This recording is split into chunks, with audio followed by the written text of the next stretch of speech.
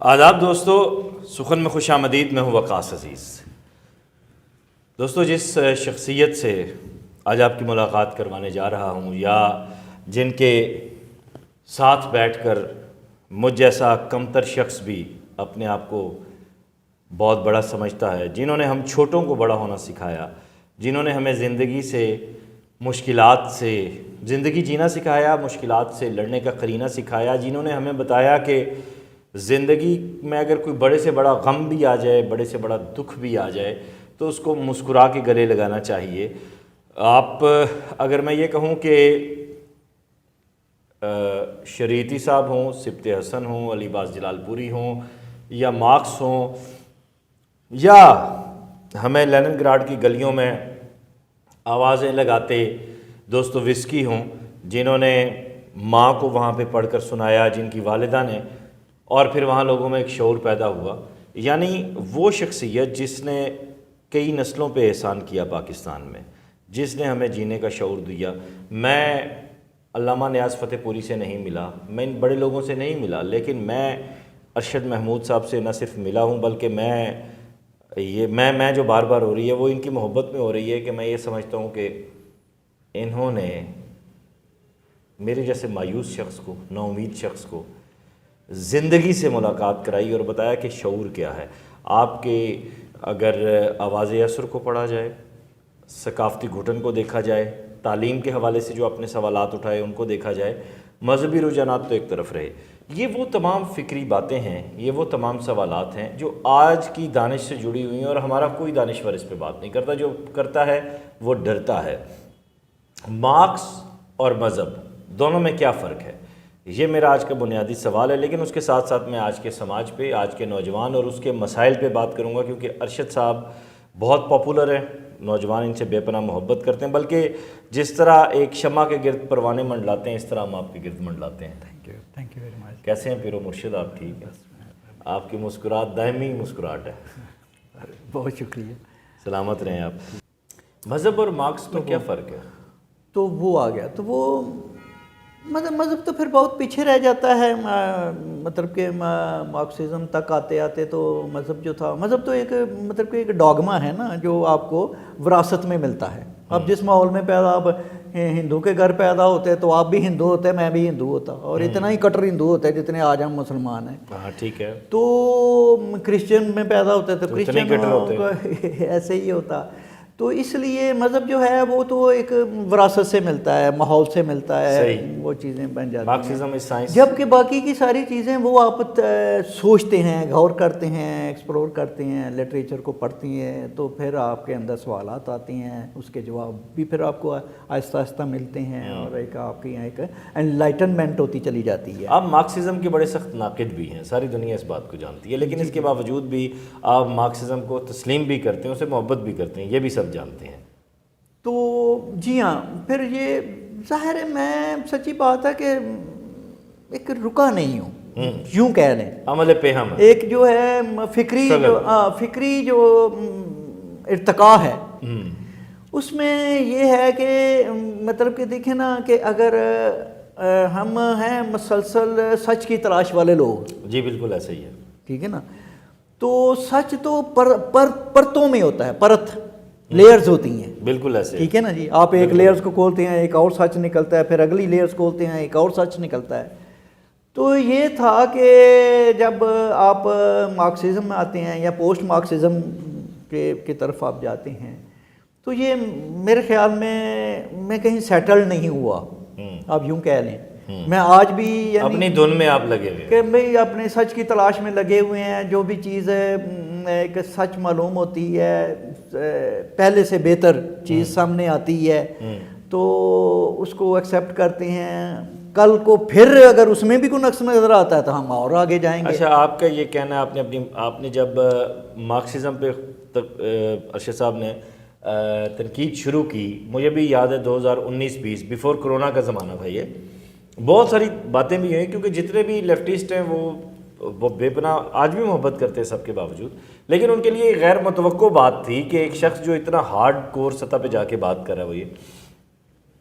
آپ کا یہ کہنا ہے کہ مذہب نے بعد از وفات جنت کا تصور دیا، اور مارکسزم نے کہا کہ آپ کی زندگی ہی جنت ہے، ایک دفعہ ملنی ہے جیسے مرضی چیز. یس اگر میں اس کو تھوڑا سا ایکسپلین اس میں سوال یہ تھا کہ اس سب میں ارشد محمود کہاں سٹینڈ کرتے ہیں اور ان کے ماننے والے ارشد محمود کے، باقی نہیں. تو ہاں یہ ہے کہ بھئی وہ جو مرنے کے بعد والی جنت والا جو ساری آئیڈیالوجی تھی، جب لگا کہ وہ ارریشنل ہے اور غیر حقیقی ہے، ان سائنٹیفک ہے، تو ہمیں اگلا پڑاؤ جو ہمارا تھا وہ مارکسزم تھا. ٹھیک ہے. تو اس میں ظاہر ہے کہ جب میں نے آپ کو بتایا میرا خود اپنا بچپن ایک محرومی کا گزرا ہوا ہے. جی بالکل ایسے. تو محرومیاں جو ہوتی ہیں نا، اچھا مارکسزم کیا کرتا ہے؟ مارکسزم کا کہ دیکھیں نا، ہر پروڈکٹ کا ایک کسٹمر کلائنٹیج ہوتی ہے، اس کے کسٹمرز ہوتے ہیں. بالکل ایسے. تو وہ یہ ہوتی ہے کہ بھئی مارکسزم کس کو کرے گا؟ وہ مارکسزم مظلوموں کی بات کرتا ہے، غریبوں کی بات کرتا ہے، مزدوروں کی بات کرتا ہے، جن کی ایکسپلائٹیشن ہو رہی ہوتی ہے، جو پیچھے رہ گئے ہیں، ان کی محکوم طبقوں کی بات کرتا ہے. اب ظاہر ہے کہ اب ہم خود محکوم طبقے میں سے تھے، تو یہ ہے کہ وہ ہمیں یہ آئیڈیالوجی اٹریکٹ کرے گی، تو ہم اس کی طرف چلے گئے. تو پھر یہ تھا کہ لیکن ہوا کیا ہے، جو وہ میری ٹرانزیشن ہے. کیا آپ نے کبھی سوچا کہ اگر مارکسزم نہ ہوتا تو کیا ہوتا؟ نہیں، یہ دیکھیں مفروضوں پہ باتیں تو نہیں، یہ ابھی از اے پارٹ آف ہسٹری. میں ہسٹری کی ہسٹری کو نا، جو ماضی ہے، مارکسزم ایک ماضی کا نام ہے نا، پاسٹ ہے. تو یہ سب ماضی میں جو کچھ ہوا ہے اس نے انسان کو کنٹریبیوٹ کیا ہے آگے بڑھنے کو. آپ نے کہا آگے جانے کو. ہاں، آپ نے کہا مارکسزم محکوم طبقے کی بات کرتا ہے. جی ٹھیک ہے. اگر مارکسزم نہ ہوتا تو کوئی اور کرتا، پھر کوئی اور نظریہ ہو جاتا، کوئی اور آواز ہو جاتی. میرے خیال میں یہ سوال شاید اتنا سائنٹیفک نہیں ہے. وجہ یہ ہے کہ مارکسزم بھی جو تھا یہ کوئی نئی بات. مارکس نے بھی کوئی یہ جو آئیڈیا یہ تو جو تھی نا کہ سارے انسان برابر ہو جائیں، ایک خوشحال ہو جائیں اور ایک جنت کا تصور دیکھیں نا، وہ مارکس سے تو بہت پرانا ہے. اگر آپ نے سبت حسن صاحب کی وہ جو کتاب ماضی کے مزار ہے مطلب وہ پڑھی ہوگی تو آپ کو مطلب کہ اور تو وہ بات یہ ہے کہ یہ موسیٰ سے مارکس تک جو ہے وہ دیکھنا بہت پرانے ہی زمانے میں کہیں فلاسفرز نے، تھنکرز نے، جو بڑی مار دھاڑ تھی، بہت ظلم تھا، وحشت تھی، انسان ان سے نکل کر آیا ہے. اچھا صاحب، یہ سوال میں نے آپ سے معذرت قطع کلامی کی، میں ایک ایسے دانشور سے بات کر رہا ہوں جس نے انسانی تہذیب کے ان آثاروں کو جا کے دیکھا ہے جو اس نے پڑھا ہے. میں ایک ایسے شخص سے بات نہیں کر رہا جس نے صرف پڑھا ہے یا فلمیں دیکھی ہیں، ڈرامہ دیکھا ہے تو وہ ڈیفائن کر رہا ہے. ٹھیک ہے.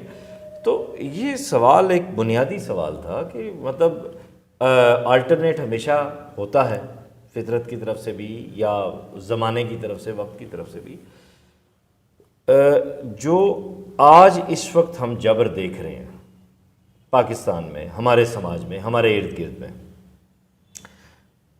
اس میں کیا آپ یہ سمجھتے ہیں کہ چلے میں نہیں، میرے بعد کے لوگ یا میرے سے تھوڑے سے سینئر، شعور کی رو کیا اتنی تیز ہے کہ ہم کسی ایک اس ڈائلما، اس فیوچر پہ یا اس پوائنٹ کو ہٹ کر پائیں گے جو اکارڈنگ ٹو ہیومینٹی ہوگا، تمام جبر اور تمام مشکلات کو دیکھتے ہوئے بھی، اور جس پہ ہم سٹرگل کر رہے ہیں اس کو بھی؟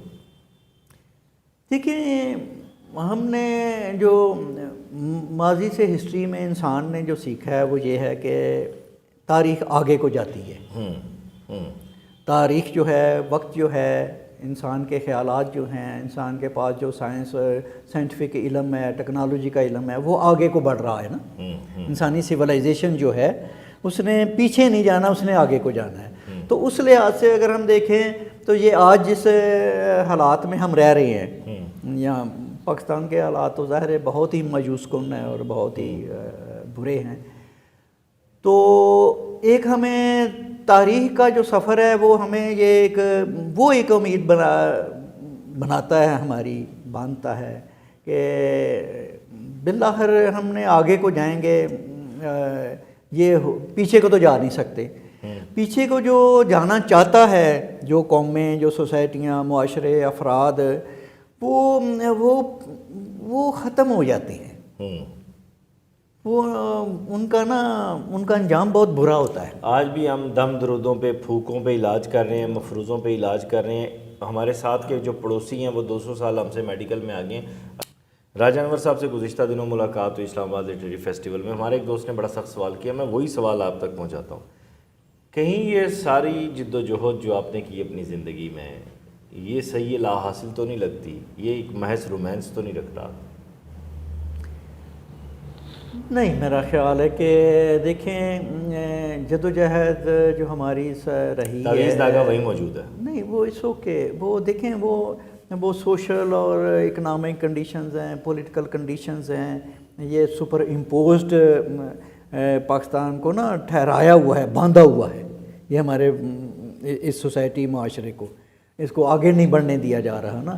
تو وہ تو وہیں کا وہیں رہے گا جب آپ کے. لیکن ایٹ دا سیم ٹائم دیکھیں اب اس گلوبلائزڈ معاشرے کے اندر اور انٹرنیٹ کے ہوتے ہوئے اور ہمارے پاس سوشل میڈیا جو آیا ہے, اس نے لوگوں میں بڑی جاگرتی پیدا کر رہا ہے, بڑی اویئرنیس پیدا کر رہا ہے. وہ اب آپ جو ہے نا, اگر ایک در بند ہے نا تو اگلا نیچر جو ہوتی ہے نا وہ ایک در کھول دیتی ہے.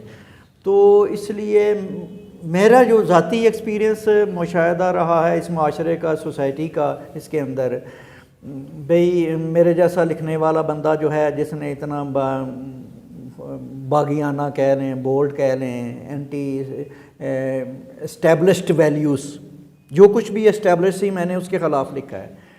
تو یار بڑی عزت پائی ہے, آپ جیسے دوستوں کا بڑا پیار پایا ہے, اتنی محبت مجھے پورے پاکستان کے لوگوں سے ملی ہے, میری اور پوری دنیا میں ملی ہے, پوری دنیا میں ملی ہے. میں تو ایک جو ہیں وہ پیروں والی زندگی میں گزار رہا ہوں. لیکن میں تاڑے تے چادر نہیں چاڑ سکتا. تو ایک سیکولر, ایک لبرل, میں پیروں کی طرح جس کی لوگ عزت کریں. اس کا مطلب ہے کہ لوگ یار سچ جاننا چاہتے ہیں, سننا چاہتے ہیں, اور کسی بھی ایسے رائٹر کو جو تھوڑی سی کرج کے ساتھ بات کرے اسے سننا چاہتے ہیں. واہ واہ واہ واہ. اس کے تو ہم پھر بھی آپ نواز شریف کو فالو کرتے ہیں؟ نہیں, میں نے تو کبھی آپ نے نون لیگ کی تو بات کی نہیں, میں نے کبھی نہیں کی. میرا خیال ہے یہ بھی ایک مختبری کا میرے کھاتے میں چڑھا ہوا ہے. ہماری دیکھیں قدریں ہیں. میں ایک نہیں, آپ نے مریم کو سپورٹ کیا, آپ نے نون لیگ نہیں, نیور, میں نے کبھی نہیں. چلے یہ بھی ایک بات آ گئی. اچھا, ایک اور بات بھی آپ کے بارے میں کبھی نہیں کی. اچھا, ایک بات جہاں اور بھی جسٹیفائی کر دیں, جو آپ کے بارے میں کی جاتی ہے کہ شاید آپ کا خاص دوستوں کے ساتھ بڑا گہرا تعلق ہے. مطلب کہ اب یار عجیب سی باتیں ہیں. یا میرا کریکٹر, آپ پرسنلی بھی مجھے جانتے ہیں, تو بات میرے خیال سے آپ کی پوسٹ پہ سب سے زیادہ اختلاف کرنے والا بندہ بھی میں ہی ہوں گا. تو بات یہ ہے کہ اس طرح کی چیزیں یا تو جیلسی میں ہوتی ہیں, ہاں, بے پر کی اڑائی جاتی ہے, اور اس طرح جو جیلس کچھ لوگ ہوتے ہیں میرے خیال میں, اور کچھ اگنورینس کی وجہ سے کہ انہیں میرا پتہ ہی کوئی نہیں ہے, جو مجھے پرسنلی ذاتی طور پہ جانتا ہے, یا جس نے آپ کو پڑھا ہوا ہے وہ تو ایسی بات نہیں کرے گا نا. پڑھا ہوا بھی, یا جو مجھے چلو پڑھا ہوئے تو آپ ایک کتاب کو پڑھنا ہو رہا ہے. ذاتی طور پہ کوئی میں نے آج تک کوئی بندہ ایسا نہیں دیکھا جو مجھے ذاتی طور پر جانتا ہو اور اس نے کوئی اس طرح کی بے پر کی اڑائی ہو یا میرے بارے میں جانا. میں ایک انٹیگریٹی والا بندہ ہوں. میں تو ساری دنیا کے سامنے مطلب کہ مجھ پہ کوئی انگلی تو اٹھائے. ہاں, یہ بات ہے, کسی بھی لحاظ سے. تو یار 15 سال پہلے آپ نے وقاص عزیز کو ایک پیغام دیا تھا, ایک مرتبہ پھر نوجوانوں کو. ہاں یار, ہم آپ کے شاہین ہیں, ہم کسی اور کے شاہین. لیکن ہاں سچ بات ہے یار, نوجوان کو دیکھ کے مجھے بڑا دکھ ہوتا ہے.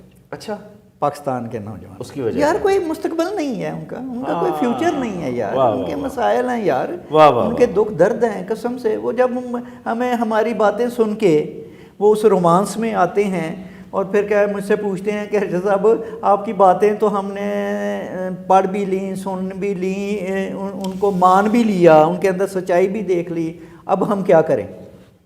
تو میرے پاس کوئی جواب نہیں ہوتا. بہرحال struggle is the best answer. ظاہر ہے جیسے ہم نے سروائیو کیا وہ بھی کریں. میں نوجوانوں کو یہی کہتا ہوں کہ یار کہ اٹس اوکے ہیں، اب آپ نے خود ہی راستے ڈھونڈنے ہیں، بنانے ہیں. ہر جنریشن ایسے ہی کرتی ہے. بالکل ایسے ہی یار میں بھی زیرو سے، نتھنگ سے، اسی طرح کے ماحول سے، میں ایک زندہ مثال ہوں. میں مطلب کہ معاشی فائنانشل جو چیزیں ہوتی ہیں اس لحاظ سے بھی آپ کو پتہ ہے میں کامیاب آدمی ہوں، انٹلیکچولی بھی آپ کو پتہ ہے جو ایک عزت پیار پایا ہے. بالکل ایسے. تو اس کا مطلب یہ ہے کہ میرے لیے ابھی میں یہی دو نوجوانوں کو کہوں گا کہ یار آپ بھی یہ بات ہے، کچھ نہ کچھ ضرور بہتری امپرومنٹ اپنی لائف میں، اپنے بچوں کی، اپنے بہن بھائیوں کی، اس سوسائٹی کی اوور آل، اس کو آگے تھوڑا سا آپ بھی کر سکتے ہیں. واہ. اس کی سب سے بڑی مثال میں ہوں. کامیاب ہوا، گرا، کامیاب ہوا، گرا، پھر گرا، پھر دوبارہ کھڑے ہو گئے. آپ کے سامنے ایفرٹ جاری ہے. یہی ہے. تمام تر تضادات کے باوجود بھی ارشد صاحب کی محبت اور ان کی آشیرواد میرے ساتھ ہے. اور میں یہی کہوں گا کہ آپ ہمارے لیے بہت قیمتی ہیں، آپ ہمارے لیے سانس ہیں. بہت شکریہ. اس گھٹن والے معاشرے میں بس میرا یہی مجھے ایک مزید ہمت دیتی ہے نا. ہم آپ کو دیکھ کے ہمت پاتے ہیں. تھینک یو ویری تو مچ. آپ سلامت رہیں، آباد رہیں. دوستو، ارشد صاحب کے لیے فیض صاحب کا ایک شعر ان کی نظر کرتا ہوں کہ جو رکے تو کوہ گراں تھے ہم، جو چلے تو جہاں سے گزر گئے، رہے یار ہم نے قدم قدم تجھے یادگار بنا دیا. سر سلوٹ ہے آپ کو، آپ کی ایفرٹس کو، آپ کی لکھت کو. آپ نے کئی نسلوں کو مرنے سے، جہالت سے، بیہودگی سے بچا لیا. یہ آپ کی ایفرٹ ہے سر، اور اس کے لیے ہم آپ کا جتنا شکریہ ادا کریں گا. سلامت رہیں سر، اور آپ کا لکھا ہوا صدیوں محفوظ رہے گا. دوستو، ارشد صاحب کی کتابیں سانج نے چھاپی ہیں، اور میں آپ کو ایک مزے کی بات بتاؤں. فکشن ہاؤس نے، فکشن ہاؤس سانج، ٹھیک ہے، دونوں مل ملا کے. ارشد صاحب نے کبھی ان سے رائلٹی طے نہیں کی، اور انہیں پتہ ہی نہیں ہے کہاں کہاں ان کی کتاب کا PDF ہے. سندھی میں ترجمہ ہو چکا ہے، انگریزی میں ترجمہ ہو چکا ہے، لاٹ آف. ٹھیک ہے، تو پڑھیے زیادہ سے زیادہ. جتنا پڑھیں گے اتنا آپ کے لیے زندگی آسان ہوتی جائے گی. اپنا خیال رکھیے گا. اس ویڈیو لنک کو زیادہ سے زیادہ شیئر کیجیے گا، ڈاؤن لوڈ مت کیجیے گا. خدا حافظ.